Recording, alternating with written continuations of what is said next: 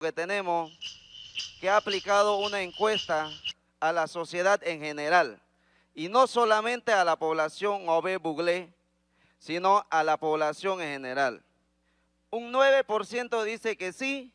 y un 91% dice que no han visto la rebaja de este producto a nivel nacional. Esto golpea a nivel nacional, no solamente a la comarca Obe-Buglé, ni la base de Pacora, ni la base de Veragua, a nivel nacional. Y por ende se había hecho este llamado y humildemente queremos presentar esta propuesta y lo voy a leer de la siguiente manera. Bastión de lucha del Oriente Chiricano, comarca Obe-Buglé y campesino. Propuesta ante mesa única del diálogo. El control de precio es un instrumento de regulación mediante el cual el Estado establece cantidades determinadas para los precios de bienes y servicios dentro de un mercado para mantener disponibilidad de esos bienes y servicios para los consumidores. Evitar incrementos de precios durante periodos de crisis o escasez, pero también para asegurar una renta en beneficio de los productores de ciertos bienes, de la misma manera que un subsidio. En otra palabra, el control de precio es una situación en la que el Estado determina el precio o el rango de precios para vender un producto. De ese modo, se exige que toda transacción siga la norma establecida. Es una forma en la que el Estado se asegura de que un producto sea accesible a la población. Los ciudadanos y empresas tendrán menos incertidumbre respecto a cuánto costará la mercancía en cuestión. Igualmente, evita que un producto de importancia para la población se eleve fuertemente por escasez. Así, en estos casos, el Estado tendrá que asumir el costo de la subvención. Frente a la explosión social causada por la crisis socioeconómica, provocada por las graves distorsiones de mercado en el modelo económico panameño y agravado por los conflictos geopolíticos de guerra entre potencias mundiales, actualmente se instaló la Mesa Única de Negociación, estableciendo mediante decreto ejecutivo el control de precios sobre 72 productos de la canasta básica que se le aplicaría en 3 políticas económicas. Primero,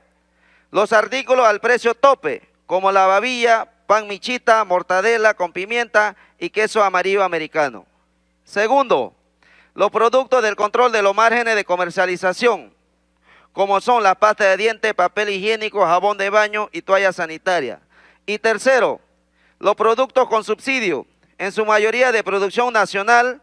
como es el huevo de gallina, café tradicional, lechuga, ñame, cebolla, frutas de la temporada. Es necesario destacar que las herramientas de control de precios fue aplicada parcialmente en la gestión del gobierno anterior, 2014, sobre algunos productos de la canasta básica, sin lograr los efectos esperando, ya que no fue acompañado de otras medidas como la solución a los problemas estructurales o causantes de alto costo de los productos, como por ejemplo, la no renegociación del Tratado de Libre Comercio con Estados Unidos, que afecta negativamente a los productores de alimentos nacionales, así como una política pública integral de apoyo al micro, pequeño y mediano productor, que son la base de la estructura agroproductiva panameña. Tal como han advertido economistas de diferentes corrientes de pensamiento, el control de precios, si no está acompañado de otra serie de medidas que ayuden a corregir las distorsiones de mercado causadas por oligopolios, entre otros problemas, pueden generar ciertas desventajas, como el hecho de que si los productores deben vender por debajo del precio del equilibrio, la cantidad ofrecida será menor a la demanda de los consumidores. Entonces, se generará escasez, lo que puede conllevar a la aparición de mercados negros, fuera de la legalidad, donde los ciudadanos pueden adquirir el producto escaso. Sin embargo, pagan una tarifa mayor a la oficial. Si no pueden cobrar un precio que les permita obtener ganancias, las empresas se verán desincentivadas a intervenir en el sector controlado. Por ello, es fundamental aplicar medidas que acompañen el proceso de control de precio, que debe tener plazos determinados de tiempo o una aplicabilidad flexible.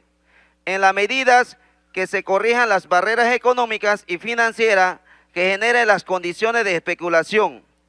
evitando así caer en los errores de la gestión de gobierno anterior, que incumplió la Ley 45 del 31 de octubre de 2007, la cual obliga a presentar un plan para eliminar esta barrera, estableciendo que, junto a la regulación, el órgano ejecutivo adoptará las medidas que se requieran para eliminar las imperfecciones del mercado. Es de común acuerdo entre diferentes opiniones de expertos que el precio de la canasta básica dependerá del desarrollo que se le dé al sector agropecuario, ya que de esta forma se lograría hacer más productiva la rentabilidad de los renglones y se eliminaría el exceso de ganancia que se llevan los intermediarios. Organismos como Fondo de las Naciones Unidas para la Alimentación, FAO, señala que la seguridad alimentaria se sostiene en la soberanía alimentaria, en una política pública integral para promover la producción nacional dirigida al micro, pequeño, mediano productor para que tengan condiciones que le permita producir. Por otro lado, es necesario también acortar la distancia entre el productor con el consumidor, porque el problema está en la cadena, donde pierden en calidad, cantidad, rentabilidad consumidores y productores. Los centros de distribución y comercialización de contacto directos entre el productor y el consumidor deben transformar en una política pública de Estado.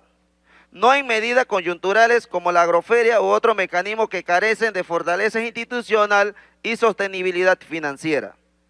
En este sentido, el central debe integrar al gobierno local a la dinámica de organización de una red nacional de mercados populares permanente, que combine también la participación del Estado, productores, pequeños comercializadores y consumidores, con una distribución geográfica en el país, con énfasis en las comunidades, barrios y zonas económicas más deprimidas. Es necesario establecer que para las medidas inmediatas del control del precio, el Estado requiere disponer de los recursos suficientes, ya que si el subsidio tiene un financiamiento óptimo, puede ser sostenible en el tiempo y transversalmente aplicarse a la par del conjunto de políticas públicas que corrijan los problemas estructurales del mercado. Para resolver el problema de cómo se financiará, se requiere con urgencia bajar el alto nivel de evasión fiscal al Estado, que alcanza anualmente 6.300 millones, así como crear una medida fiscal progresiva sobre sectores económicos que producen pocos empleos, tienen baja productividad y alta renta, que es donde se ubican sectores oligopólicos y la especulación. Esto se traducirá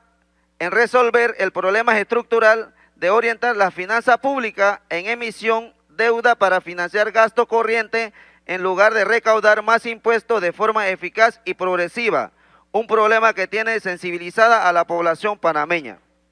Destacamos también que otra forma de contar con mayor capacidad de financiamiento del Estado para atender el problema es adoptando profunda medida contra la corrupción estructural, de la cual la corrupción política es parte, ya que drena millonarios recursos del Estado hacia los gestores del poder político y socios de la corrupción, que tal como advierte los últimos informes especializados, va del sector público al privado y viceversa, para cual urge la adopción y reglamentación de la ley de conflicto de interés recientemente aprobada. La aprobación de una ley de austeridad del gasto público para afrontar la crisis, que frente al 100% los gastos no indispensables del Estado, con medidas sobre la planilla estatal y otros renglones del presupuesto del Estado, como las operaciones de funcionamiento de la Asamblea de Diputados, financiamiento de los partidos políticos, entre otros renglones que son una ofensa a la población panameña. La eliminación de la ley de incentivo al turismo, que es un atentado contra la finanza pública, y que esos 1.700 millones de dólares pasen al Fondo Financiero Especial creado para enfrentar la crisis. Para brindar contra la corrupción, el uso de los fondos que se recauden de las medidas arriba mencionadas debe ser aprobada una ley de la República que establezca los mecanismos de funcionamiento, objetivos, control y veeduría ciudadana vinculante de esos recursos financieros para enfrentar la crisis. Consideraciones finales. La presente propuesta ha sido presentada en bloque, es decir, con las ideas y temas centrales planteados para ser discutidos, consensuados y enviados a la Asamblea de Diputados, para ser aprobados como leyes de la República, de manera que es imperativo la participación del órgano legislativo en la segunda fase del diálogo, órgano responsable en gran medida de la crisis que sacude el país, al ser una de las fuentes jurídicas políticas estructuradoras de los graves problemas de corrupción del poder político en Panamá.